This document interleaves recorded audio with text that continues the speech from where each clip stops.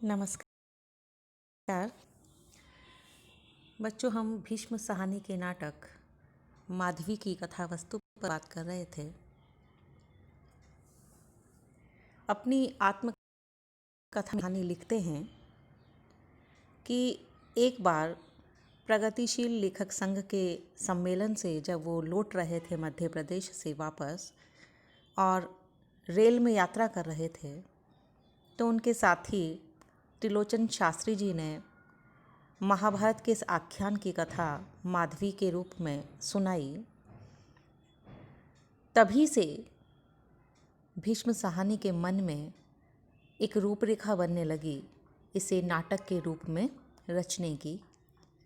और जब उन्होंने महाभारत के इस आख्यान को पढ़ा तो उन्हें महसूस हुआ कि इस आख्यान में माधवी के प्रति किसी तरह की कोई सहानुभूति प्रदर्शित नहीं है। तब तो भीष्म साहनी ने ठान ही लिया कि वो माधवी को उसका वो अधिकार दिलाएंगे जिसकी वो हकदार है, और इसीलिए उन्होंने माधवी नाटक के रूप में माधवी की कथा को लिखा। बच्चों, जैसे मैंने तुम्हें बताया था कि यह कथा चूँकि महाभारत से ली गई है, इसलिए 5000 वर्ष पुरानी है। और हमने देखा था कि महाभारत के प्रसिद्ध राजा ययाति की एकमात्र पुत्री होती है माधवी, और गालव ऋषि विश्वामित्र का शिष्य होता है जो 12 साल में 12 विद्याओं में पारंगत होकर गुरु को गुरु दक्षिणा देने के लिए बार बार जिद करता है। गुरु विश्वामित्र उसको मना करते हैं, लेकिन वो जिद करता है कि मैं तो गुरु दक्षिणा दूंगा ही। उसकी इस जिद से आहत होकर, क्रोधित होकर गुरु विश्वामित्र गुरु दक्षिणा के रूप में उसे 800 अश्वमेध घोड़े देने का आदेश देते हैं। तब गालव जब ये समझ जाता है कि यह उसकी सामर्थ्य से बाहर है, तो वो आत्महत्या करने के लिए गंगा नदी पर जाता है। और वहीं भगवान विष्णु गरुड़ को आदेश देते हैं कि जा कर के और पता लगाओ कि ये व्यक्ति क्यों इतना दुखी है। जब गरुड़ उन्हें बताते हैं कि तुम्हें महाराज ययाति के आश्रम में जाना चाहिए, क्योंकि महाराज ययाति दानवीर कर्ण और सत्य हरिश्चंद्र के समान यश के भागी हैं और वो तुम्हें खाली हाथ नहीं लौटने देंगे। और जब गालव पहुंचता है ययाति के आश्रम में, तो ययाति भी असमर्थ है, क्योंकि वो राजपाट त्याग चुके हैं, और ऐसे में 800 अश्वमेधी घोड़े देना तो उनकी भी सामर्थ्य से बाहर है।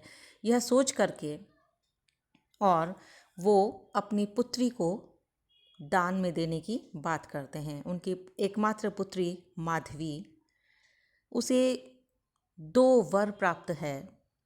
माधवी को यह वर प्राप्त है कि उसकी जो संतान होगी वो चक्रवर्ती राजा बनेगा, और इसके साथ ही जो दूसरा वरदान उसे प्राप्त है कि वो कभी भी अनुष्ठान कर फिर से अपने कौमार्य को प्राप्त कर सकती है। गालव माधवी को लेकर वहाँ से रवाना होता है। यशलिप्सा का भूखा राजा ययाति जब पुत्री माधवी को दान में दे देता है, तो माधवी भी पिता का आदेश मानकर बिना कोई अति प्रश्न किए गालव के साथ हो जाती है, और इस तरह से अपनी पिता के प्रति भक्ति का परिचय देती है। पिता के इस निर्णय से पुत्री को बहुत कष्ट हुआ, लेकिन फिर भी वो गालव के साथ चल देती है, और यहीं से माधवी के जीवन में दुखों की शुरुआत होती है। माधवी अनजाने में ही गालव से प्यार करने लग जाती है।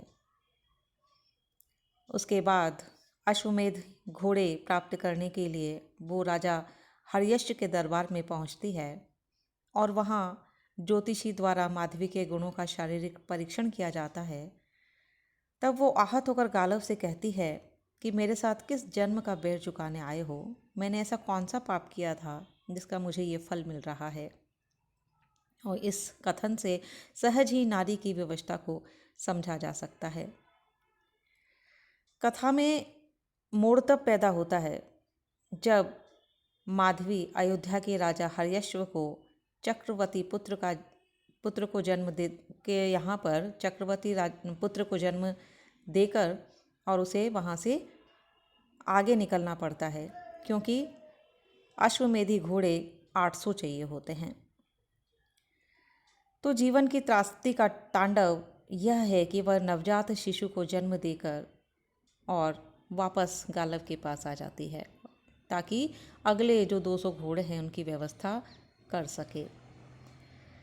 इस तरह से माधवी 3 राजाओं के यहाँ पर जा कर के और 200 घोड़े गालव के लिए प्राप्त करती है, और इसके बदले में उसे अपने संतान का त्याग करना पड़ता है। और अंत में जब 600 ही घोड़े होते हैं और नहीं कहीं उपलब्ध हो पाते, तो अंत में कथा उस मोड़ पर पहुंचती है जब वो स्वयं विश्वामित्र के समक्ष उपस्थित होती है, क्योंकि वहाँ विश्वामित्र के पास भी 200 अश्वमेधी घोड़े होते हैं। तो यहाँ पर सचमुच यह नाटक स्त्री स्वतंत्रता का मौलिक प्रश्न उठाता है कि नारी जब तक स्वतंत्र नहीं हो सकती है, जब तक वह स्वतंत्र निर्णय नहीं ले सकती। सामाजिक परिवर्तन और विद्रोह सबसे पहले दिमाग के स्तर पर घटित होता है। स्त्री पुरुष एक दूसरे को समझे, एक दूसरे के प्रति समान सम्मान और समझदारी से काम लेते हुए जीवन यापन करे, तो कुछ हद तक स्वतंत्र जीवन जी सकते हैं। मगर यहाँ गालव के यहाँ पर बराबरी का भाव कहाँ, क्योंकि वहाँ तो स्वार्थ साधने की भूख लगी थी। गालव माधवी से कहता है कि संतान पैदा कर तुम इतनी दुर्बल हो जाओगी, इसीलिए शायद स्त्रियां जोखिम का काम नहीं कर सकती। और अंत में नाटक की जो मूल संवेदना को खोल करके रख देता है प्रसंग, वो ये है कि अंत में जब गालव चाहता है कि माधवी फिर से अनुष्ठान करके अपने कौमार्य को प्राप्त कर ले, ताकि वो माधवी से स्वयं भी चक्रवर्ती संतान को पैदा कर सके, वो ऐसे संतान पैदा कर सके जो चक्रवर्ती राजा बने। लेकिन यहाँ पर माधवी मना कर देती है। वास्तविकता यह है कि गालव जिस माधवी को चाहता था वह रूप सौंदर्य की धनी युवती थी, पर अब वो जो सामने है वह न युवती थी न ही आकर्षक। माधवी स्पष्ट शब्दों में गालव को जवाब देती है कि तुम सीधी बात क्यों नहीं करते, दिल में तुम्हारे वासनाएं कुलबुलाने लगी है और ऊपर से तुम आदर्श और मर्यादाओं की बात करते हो। तो यहाँ पर हम देखते हैं बच्चों कि भीष्म साहनी का ये जो नाटक है वो आज के स्त्री विमर्श के युग में तथाकथित गालवों या यातियों या विश्वामित्रों के चेहरों के मुखौटों को बेनकाब करता है। माधवी ज़मीन तोड़ने वाली कृति है जिसमें भीष्म साहनी ने मानवीय संवेदनाओं का सृजन किया है।